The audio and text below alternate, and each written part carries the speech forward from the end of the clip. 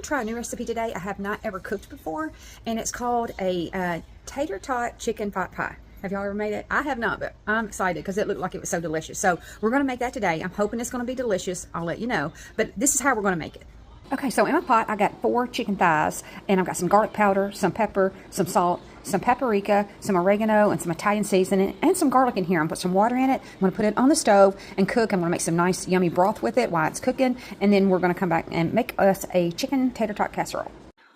Okay, so on the stove, I have my chicken boiling and cooking. So while that's boiling and cooking, we're going to start the rest of the ingredients for this tater tot chicken pot pie recipe. First of all, you want to turn your oven on to 400 so it can start to warm up. We've got a couple of tablespoons of butter in here that we're going to melt and saute some onions, green onions, and some celery. I also took a block of cream cheese out, set it on the stove so it could start to soften up a little bit.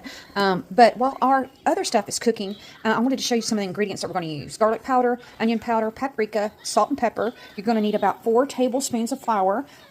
We're going to use 1 can of corn, 1 can of sweet peas, and 1 can of diced potatoes, and then obviously some tater tots and some cheese. I'm going to use my cast iron skillet for this. Don't think my cast iron's dirty. It's not. The oil that I use has got a seasoning in it. So, okay, now that our onions have sauteed a little bit, we're going to add those 4 tablespoons of flour.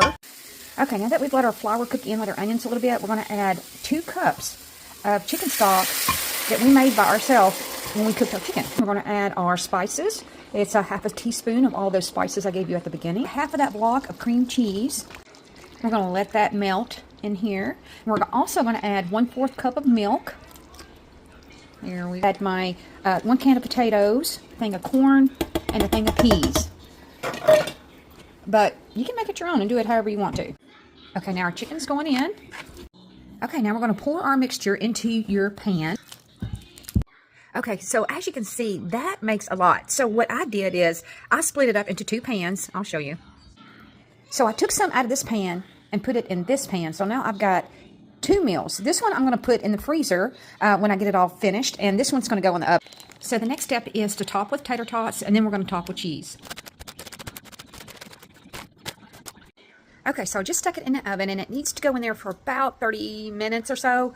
So I did make a mistake. I should have waited to put the cheese on after it's been in the oven for like 15, 20 minutes or so, and then pulled it out, put the cheese on, and then put it back in there to melt the cheese.